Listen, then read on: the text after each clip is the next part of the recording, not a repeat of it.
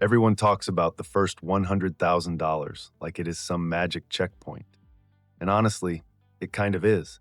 Not because your life suddenly becomes perfect, but because the first 100,000 is where money finally starts feeling real. The strange part is how hard it feels to get there. At the start, you are not just saving money. You are fighting bills, habits, lifestyle creep, temptation, impatience, and that tiny voice saying, "Is this even working?" That is why the first 100,000 feels so brutal. You're not just building a pile of money, you're building the engine that makes money stay. At the beginning, money feels weak. You save a little and it does not look impressive. You invest a little and nothing dramatic happens. You skip a few purchases, check the account, and think, "That's it?" This is where most people get frustrated. The effort feels big, but the result looks tiny. Spending gives instant feedback. Saving gives almost no applause. Investing small amounts can feel like planting a seed and staring at the dirt. But that is exactly the point. In the early stage, the visible result is small because the base is small. The plan may be working, but it has not had enough time to look powerful yet. The best way to picture the first 100,000 is like pushing a giant money boulder uphill. At the start, it barely moves. You push hard and it rolls a few inches. Then life throws something at you: a car repair, a bill, a wedding, a trip, a new phone, a random expense that somehow knows exactly when you are trying to save. So now you are pushing the boulder and dodging normal life at the same time. That is why this stage feels unfair. You are putting in effort before momentum has arrived. You are doing the hardest part while the boulder is still heavy. Here's the part most people miss. The first 100,000 is not just hard because the number is large. It is hard because you are learning how to keep money while life keeps asking for it back. Most people can earn money. That is not easy, but it is common. The harder skill is keeping some of it. Then the next skill is making that money useful. Then the next skill is doing it again without getting bored, distracted, or tempted by lifestyle upgrades. So the real goal is not just to hit a number. The real goal is to become the kind of person whose money has a system. The first trap is survival pressure. This is the stage where the paycheck arrives and life immediately lines up with a spoon. Rent takes some, food takes some, transport takes some, debt takes some. Then one surprise expense appears from nowhere, like it was waiting behind a curtain. When survival pressure is high, building wealth feels painfully slow because every step forward gets attacked. And this is why people can work hard and still feel stuck. They are not lazy. They are not stupid. They are trying to build a money pile while the month keeps stealing bricks from the bottom. Before the first 100,000 can grow, the pressure has to be managed. The second trap is lifestyle creep. This one is sneaky because it does not feel like failure. It feels like progress. You earn a little more, so you upgrade a little more. Better food, better car, better clothes, better weekends, better holidays. None of it feels crazy. In fact, most of it feels deserved. And that is exactly why it is dangerous.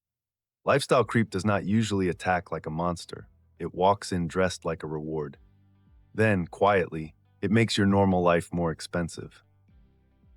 Suddenly, the money that could have pushed the boulder forward is now paying for a heavier boulder. The third trap is impatience. This is the silent killer.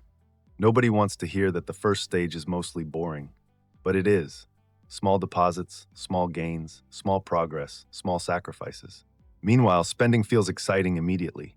You buy something and get the reward now. You save something and future you gets the reward later. That delay is hard. It makes people think, maybe I should enjoy life instead. And yes, you should enjoy life. But if every little reward beats the bigger goal, the boulder never gets enough momentum. The first 100,000 rewards the people who can stay interested while the results are still quiet. But then something starts to change. The pile gets bigger. Not huge yet, but bigger. And when the base gets stronger, your good decisions start to matter more. A month of saving feels more useful. A small return feels more visible. A setback hurts less because you finally have some backup. This is where the boulder starts rolling a little easier. You are still pushing, but now the boulder is helping you. That is the first taste of momentum. And once you feel it, the game changes. You realize the early work was not wasted. It was building the ground that your future money stands on. This is why the first 100,000 changes the feeling of money. A return on a tiny amount does not feel exciting. It might buy dinner, maybe, but a return on a bigger base can feel meaningful. Same percentage, completely different emotion. The math did not become smarter. Your base became stronger. That is why early investing can feel boring even when it is important. You are not waiting for magic. You are building a base large enough for the same math to finally feel visible. This is one of the biggest reasons the first one is the hardest. You have to believe in the machine before the machine looks impressive. The hidden win is not only the money, it is who you become while building it. The person who reaches their first 100,000 usually had to learn patience. They had to stop leaking money everywhere. They had to say no sometimes. They had to recover from setbacks. They had to keep going when the graph looked boring. That matters because the habits that create the first 100,000 can create the next one too. The number is the visible trophy. The behavior is the real prize, because once you can control, keep, and grow money once, you have a system you can repeat. So how do you actually reach the first 100,000? The first move is simple, but not always easy. Protect the gap. The gap is the space between what comes in and what goes out. If there is no gap, there is no fuel. So start by finding the leaks that hurt the most. Not every tiny coffee, not every fun thing. The worst leaks, the ones that repeat, hide, or quietly grow.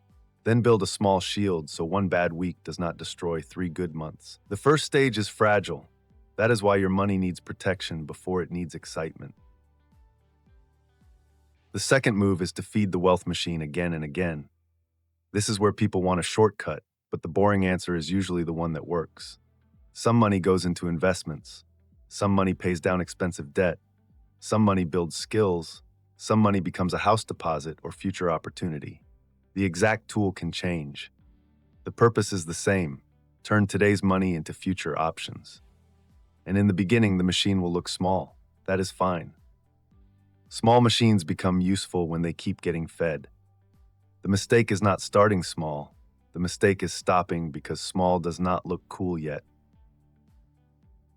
The third move is to avoid trying to look rich before you are actually strong. This is where people quietly delay their first 100,000.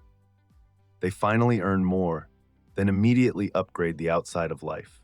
Better car, better trips, better clothes, better image, and it feels amazing for a while.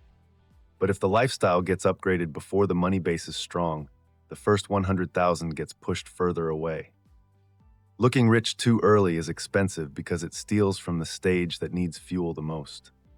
At the beginning, wealth often has to grow quietly.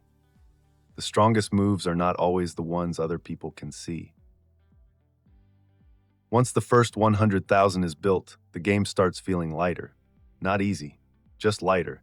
The machine is stronger, the gap is stronger, the boulder rolls easier. A setback hurts less because you're not starting from zero. A good decision matters more because there is already a base to build on. This is why people say the first one is the hardest. The second one still takes work, but now you're not pushing from nothing. You have habits, confidence, backup, and a money engine that finally has some weight behind it. You did the hardest part first, getting the system moving. So if progress feels slow, do not quit too early. The first 100,000 is hard because you are building more than money. You are building control. You are building patience.